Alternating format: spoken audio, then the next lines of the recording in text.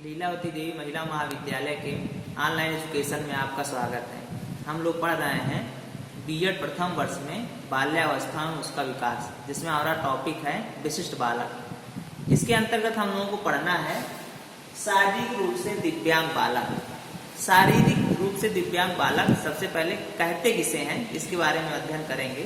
तो शारीरिक रूप से दिव्यांग बालक ऐसे बालक होते हैं जो शरीर रचना एवं विकास की दृष्टि से जिनमें कुछ कमियां पाई जाती हैं, वह शारीरिक रूप से दिव्यांग बालक होते हैं। ऐसे बालक कामकाज में, सामाजिक कार्यों में या सामाजिक रूप से तथा सामूहिक रूप से अन्य बालकों के साथ समायोजन करने में कठिनाई महसूस करते हैं। साथ ही ऐसे बालक अपने समाज में सामान्य बालकों की भांति किसी भी कार्य करने में पीछे रह जाते हैं।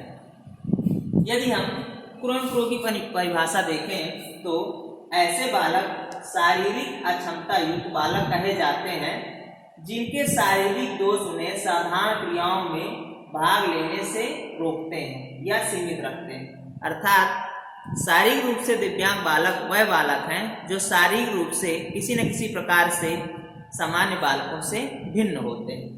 अब हम देखेंगे दिव्यांग बालकों के प्रकार।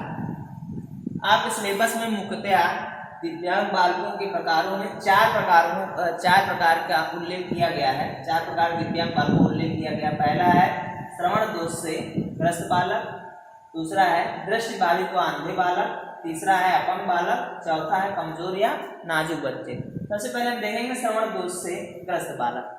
श्रवण दोष से ग्रस्त बालक वह बालक होते हैं जिन्हें सुनने में कोई कठिनाई होती है, या तो वह कम सुनते हैं या तो वह पूरी तरह से बहरे होते हैं। ऐसे बालक जिनमें किसी प्रकार का श्रवण क्षतियुक्तता होती है वह श्रवण दोषयुक्त बालक कहलाते हैं। दूसरा है दृष्टिबाधित व अंधे बालक। ऐसे बालक जिन्हें देखने में किसी प्रकार की कठिनाई उत्पन्न होती है या वो पूरी तरह से नहीं देख पाते हैं, वह दृष्टिबाधित या अंधे बालक कहलाते हैं। दूसरा है अपंग बालक। ऐसे बालक जो किसी न किसी प्रकार से शारीरिक रूप से अपंग होते हैं। मान लीजिए कि उनका हाथ नहीं है, या हाथ टूटा है, या पैर टूटा है, या पैर है ही नहीं, तो ऐसे बालक अपंग बालक होते हैं।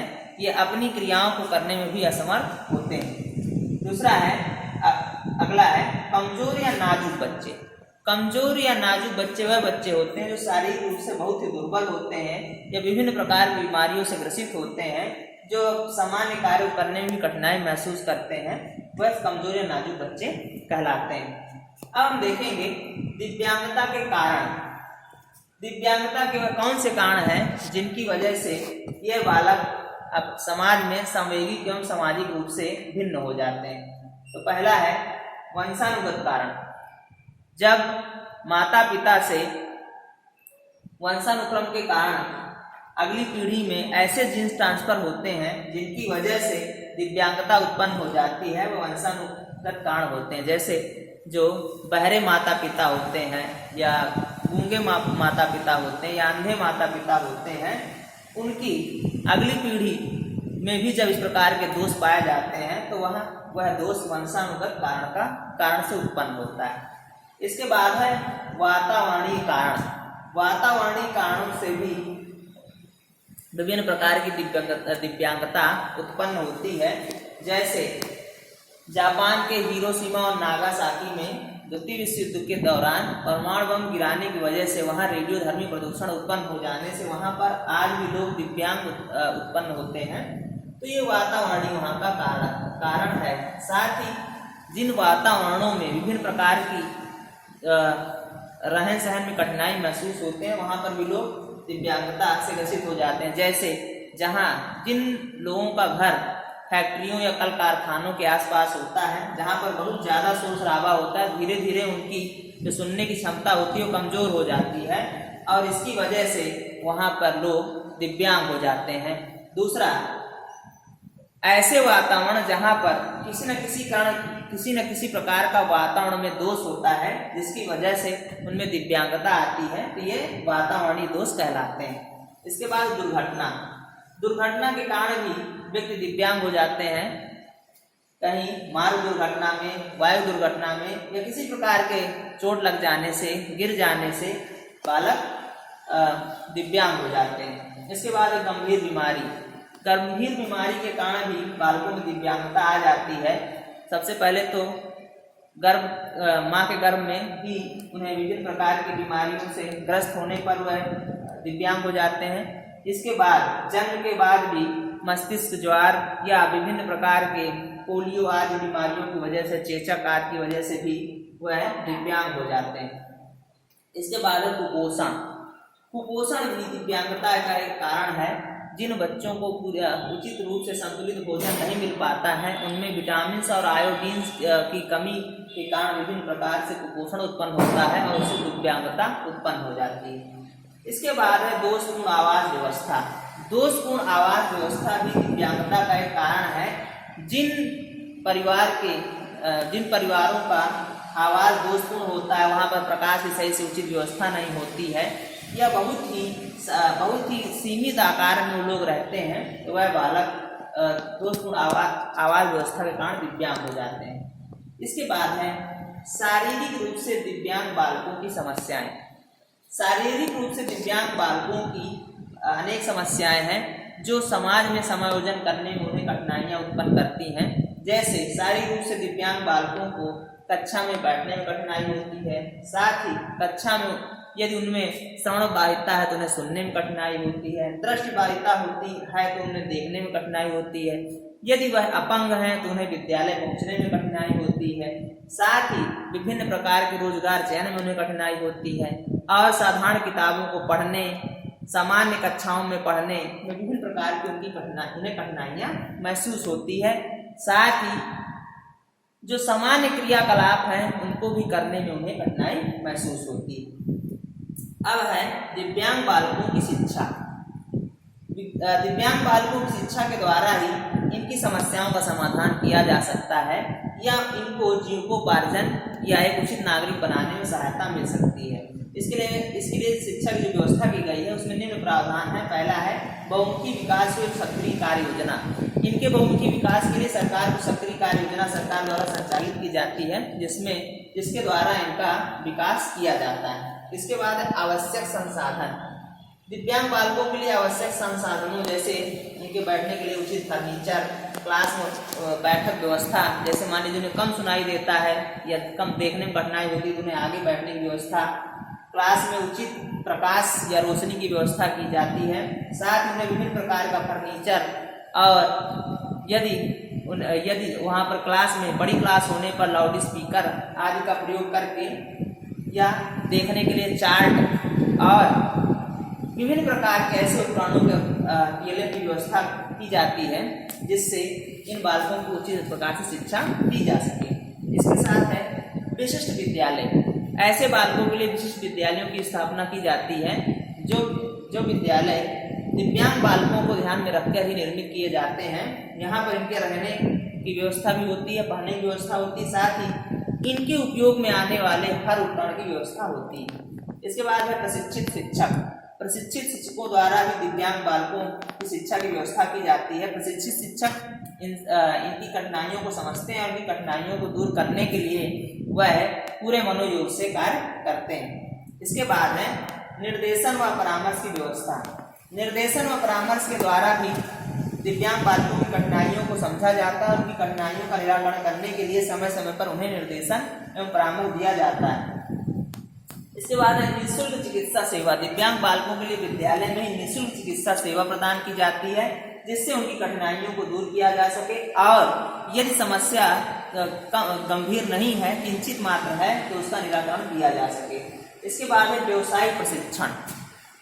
व्यवसायिक प्रशिक्षण दिव्यांग बालकों के लिए अति आवश्यक है क्योंकि व्यवसायिक प्रशिक्षण के द्वारा ही वह कुशल जीवन यापन कर सकते हैं। इसलिए दिव्यांग बालकों के लिए विद्यालय में ही व्यवसायिक प्रशिक्षण की व्यवस्था की जाती है जिससे वह हस्तकला, दस्तकारी, शिल्पकला, विभिन्न प्रकार की कलाओं को सीखकर अपनी व्यक्तिगत क्षमता के आधार पर कार्य करके रोजगार प्राप्त कर सकते हैं। इसके बाद है कल्याणकारी योजनाएं। समय समय पर भारत सरकार द्वारा, राज्य सरकार द्वारा कल्याणकारी योजनाएं चलाई जाती हैं जिनके तहत इन बालकों को विभिन्न प्रकार के उपकरण प्रदान किए जाते हैं, जैसे उनके चश्मे की व्यवस्था, उन्हें ट्राईसाइकिल की व्यवस्था, उनके लिए ईयरपीस की व्यवस्था, जिससे वह देख सकें, सुन सकें, या विभिन्न प्रकार की बेल रिप से संबंधित बुकें या बेल रिप से संबंधित नोट्स उनको प्रदान किए जाते हैं, जिससे वह पढ़ सके और अपना विकास कर सके। इसके बाद है छात्रवृत्ति की व्यवस्था। दिव्यांग बालकों के लिए केंद्र सरकार व राज्य सरकार द्वारा छात्रवृत्ति की व्यवस्था भी की जाती है और विभिन्न प्रकार के भत्तों की व्यवस्था की जाती है, जिससे वह शिक्षा प्राप्त करने में आने वाली आर्थिक समस्याओं का निराकरण आसानी से कर सके। इसके बाद है व्यक्तिगता पर बल।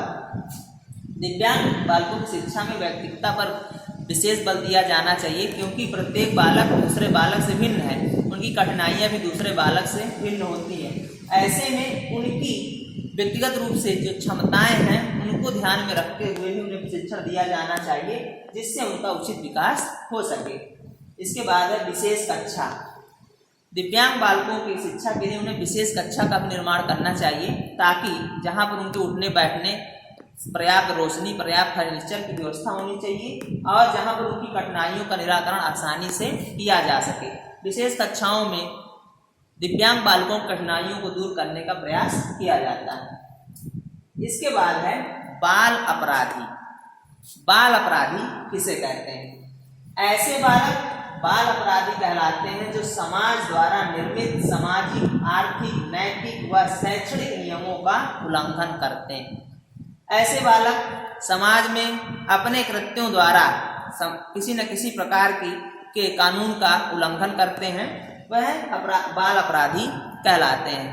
बाल अपराधी वह बालक हैं जो चोरी करते हैं, स्कूल से भाग जाते हैं, झूठ बोलते हैं, नशाखोरी करते हैं, बालिकाओं को छेड़ते हैं या विभिन्न प्रकार के ऐसे अपराधों में लिप्त होते हैं जिन पर समय समय पर कानून बनाए जाते हैं और कानून बनाकर उन पर दंड की व्यवस्था की जाती है। उन कार्यों में लिप्त बालकों को बाल अपराधी कहते हैं।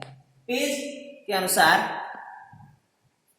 बालकों व किशोरों द्वारा किया गया अपराध जो कानून द्वारा निश्चित आयु के अधीन आते हैं, बाल अपराध कहलाते हैं। मतलब ऐसे बालक जो उन कृत्यों में लिप्त होते हैं जो कानून के द्वारा अपराध की श्रेणी में रखे गए हैं, वह सब बाल अपराधी होते हैं या बाल अपराधी कहलाते हैं।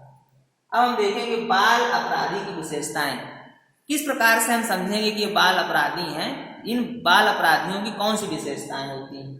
तो पहला है बाल अपराधी शारीरिक रूप से हष्ट-पुष्ट होते हैं।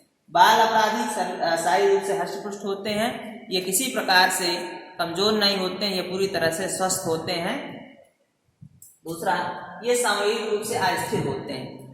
बाल अपराधी सामूहिक रूप से अस्थिर होते हैं, ये बड़े ही आक्रामक होते हैं, जल्द ही अग्रेसिव हो जाते हैं और दूसरों पर आक्रमण कर देते हैं। इसके बाद ये नकारात्मक मनोवृत्ति वाले होते हैं। बाल अपराधी नकारात्मक मनोवृत्ति के होते हैं, इनमें निगेटिविटी भरी होती है। इसके बाद बड़ों का निरादर करने वाले लोग अवज्ञाकारी होते हैं। ये बड़ों का निरादर करते हैं और अवज्ञाकारी होते हैं, किसी का भी कहना नहीं मानते हैं। इसके बाद इनका स्वभाव जिद्दी होता है। ये काफी जिद्दी होते हैं, किसी भी कार्य के लिए जिद करते हैं और इनकी प्रकृति स्वार्थी होती है, केवल अपने बारे में सोचते हैं। इसके बाद ऐसे बालक शॉर्टकट ढूंढते हैं। यह किसी भी कार्य को करने के लिए शॉर्टकट ढूंढते हैं, मतलब कि इनके पास पैसा आ जाए, उसके लिए इनको मेहनत न करना पड़े, ये पास हो जाए, एग्जाम में इनको पढ़ना न पड़े। विभिन्न प्रकार से शॉर्टकट रास्ते ढूंढते हैं जिससे इनको जल्दी सफलता मिल जाए। इसके बाद भविष्य की चिंता नहीं करते। बाल अपराधी भविष्य चिंता नहीं करते हैं, ये वर्तमान की बात करते हैं और वर्तमान में ही खुश रहने के लिए, प्रसन्न रहने के लिए प्रयास करते हैं। ये भविष्य की बिल्कुल चिंता नहीं करते हैं, ये वर्तमान को ध्यान में रखकर ही कार्य करते हैं। इसके बाद ऐसे बालक समाज विरोधी कार्यों में विशेष रुचि रखते हैं। ऐसे बालक समाज विरोधी कार्यों में लिप्त रहते हैं। जहां पर भी ऐसे बालक पाए जाते हैं वहां पर सामाजिक गतिविधियां विभिन्न प्रकार से प्रभावित होती हैं, क्योंकि बाल अपराधी बालक समाज विरोधी कार्य करने के लिए प्रयासरत रहते हैं। तो आज के लिए इतना ही। अगली क्लास में हम पढ़ेंगे बाल अपराधी बालकों के कारण और उनके निवारण के लिए कौन कौन से कार्य किए जा रहे हैं। आज के लिए इतना ही। धन्यवाद।